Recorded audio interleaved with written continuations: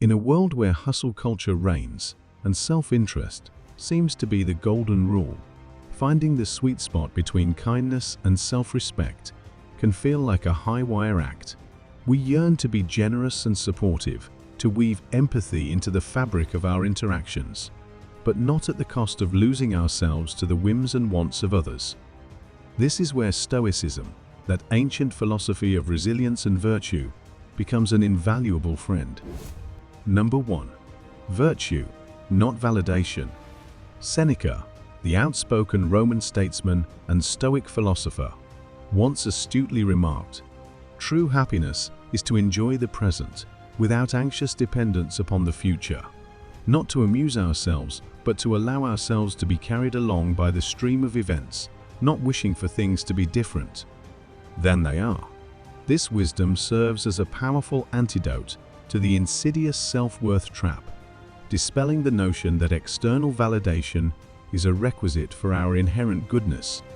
Stoicism, in contrast, advocates for anchoring our actions in an internal compass, navigating by principles such as honesty, compassion, and justice. By acting in alignment with this intrinsic sense of virtue, rather than fervently pursuing the fleeting applause of others, we construct a robust foundation of self-respect capable of withstanding any tempest of external praise or criticism. Embracing the present and aligning our conduct with enduring values, Stoicism not only provides a roadmap to genuine and enduring contentment, but also fosters a resilience that shields us from the caprices of external judgment.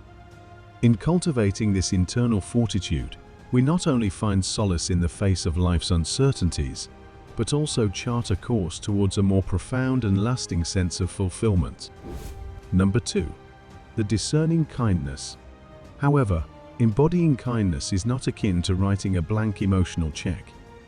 Epictetus, the Greek slave turned revered Stoic teacher, imparts a timeless lesson. Not every difficult situation is a bad situation. Every difficulty has a lesson for us. Discernment is crucial. Not every plea veiled as needing help merits our immediate and unquestioning approval. Instances exist where kindness can transform into manipulation, and our efforts to assist might inadvertently impede others' growth. It's essential to gracefully utter a no when needed, balancing a firm stance with a compassionate heart. Declining isn't a dismissal of compassion, rather, it's a strategic step back, safeguarding your well-being while still extending genuine support in an alternative manner. Epictetus's wisdom underscores the importance of navigating the complexities of human interaction. Kindness, when wielded with discernment, becomes a tool for empowerment rather than enabling dependency. Learning to distinguish between situations that truly warrant assistance and those that may exploit our goodwill is a skill that fortifies our emotional boundaries and preserves the integrity of our benevolence. Saying no becomes an act of self-care and wisdom, ensuring that our kindness remains a force for positive transformation, both for others and ourselves. Number 3. Boundaries, the invisible fence. Boundaries are not impenetrable walls, but rather invisible fences, demarcating our emotional territory. As Marcus Aurelius, the Roman emperor and Stoic sage, wisely stated, "Waste no more time arguing about what a good man should be." B1. To embody that goodness, it's imperative to clearly delineate our boundaries, both for our benefit and that of others. Openly, assertively, and unapologetically communicate your needs and expectations.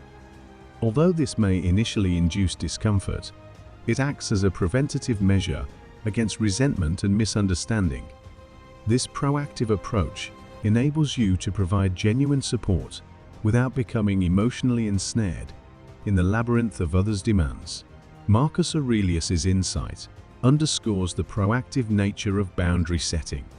Instead of engaging in futile debates about ideals, taking decisive action in defining and communicating personal boundaries aligns with Stoic principles. Such clarity fosters an environment where authentic connections can flourish, free from the burdens of unspoken expectations. Establishing boundaries isn't a rejection of connection. Rather, it's a means to cultivate healthier relationships by fostering mutual understanding and respect. In embracing this practice, we not only enhance our own well-being, but also contribute to the creation of more harmonious and fulfilling interactions with those around us. Number 4. Intentions, not reactions. Epictetus imparted a profound insight. It is not what we suffer that troubles us, but what we say about it. Keep in mind that while your actions are within your control, the subsequent reactions and consequences often lie beyond your sphere of influence. Direct your focus towards your own intentions and the quality of your actions, rather than the external ripples they may create. When extending help, do so with a genuine desire to provide support, but avoid becoming attached to the outcome. This sense of detachment liberates you from the cycle of disappointment, enabling you to be fully present in the act of giving without an inherent need for validation or reciprocity. Epictetus' wisdom encourages a shift in perspective from the external to the internal. By emphasizing the significance of personal intentions and actions, Stoicism guides us to navigate the unpredictable currents of life with a sense of tranquility. Cultivating detachment doesn't diminish empathy or compassion. Rather, it frees us from the burdens of expectation. This approach allows us to engage in acts of kindness authentically, embracing the inherent joy of giving without being entangled in the unpredictable responses or outcomes that may follow. In doing so, we foster a more resilient and serene approach to the complexities of human interactions. Number 5. Gratitude's golden key. Similar to how a rusty lock requires oil to turn smoothly, our capacity for kindness flourishes with the lubricant of gratitude. Marcus Aurelius offered a thoughtful perspective, advising, in the morning, when you wake, remind yourself, today I have the opportunity to practice compassion, patience, integrity, and wisdom. Allocating time to acknowledge your own strengths, resources, and the opportunities for kindness before you extend your ability to provide for others. Recognizing your intrinsic value serves as a shield against feeling drained or resentful while engaged in acts of assistance. Picture gratitude as a golden key, unlocking a wellspring of generosity within you. Marcus Aurelius's contemplation emphasizes the proactive nature of gratitude. It is not merely a passive acknowledgement, but a deliberate choice to reflect on the positive aspects of one's life. By consciously appreciating personal virtues and the potential for kindness, you nourish the roots of your benevolence. This practice acts as a preventive measure, ensuring that your acts of kindness stem from a place of abundance rather than depletion. Gratitude becomes the transformative force that sustains and enhances your capacity for generosity, turning the rusty gears of kindness with a newfound smoothness and vitality. Number 6. Unclench your expectations. Seneca, always the pragmatist, keenly noted, "He who fears death will never truly taste life." Guard against the trap of expecting gratitude, reciprocation, or even understanding for your kindness. Give freely, with an open hand and a closed mouth. This doesn't suggest naivety, but rather signifies a liberation from the potential disappointment that can overshadow genuine acts of giving. Release the need for external validation and relish the intrinsic reward that comes from offering support unconditionally. Seneca's insight underscores the importance of detachment in acts of kindness. By letting go of expectations for recognition or reciprocation, we insulate ourselves from potential disillusionment. Giving with an open hand represents a form of emotional liberation, allowing the act of generosity to stand on its own merits. It's an embrace of the essence of kindness itself, independent of external responses. This approach fosters a profound sense of fulfillment, derived from the act of giving rather than relying on external validations. In this way, Seneca encourages a shift in perspective, advocating for a deeper connection with the intrinsic rewards of benevolence. By relinquishing attachment to outcomes and external affirmations, one can savor the richness of offering support without conditions, thus truly experiencing the essence of a life generously lived. Number 7. Focus on your circle of influence. Remember the image of concentric circles, where the inner circle represents what you can control, and the outer circle represents what lies beyond your reach. As Marcus Aurelius advised, waste no more time arguing about what a good man should be. Be one. You can't control how others react to your kindness, but you can control your own actions and responses. Focus on what lies within your circle of influence, offering support, empathy, and understanding within your means and boundaries. This doesn't mean becoming apathetic to the world's suffering, but rather recognizing that true change often starts within our own sphere of influence, radiating outwards in ripples of kindness.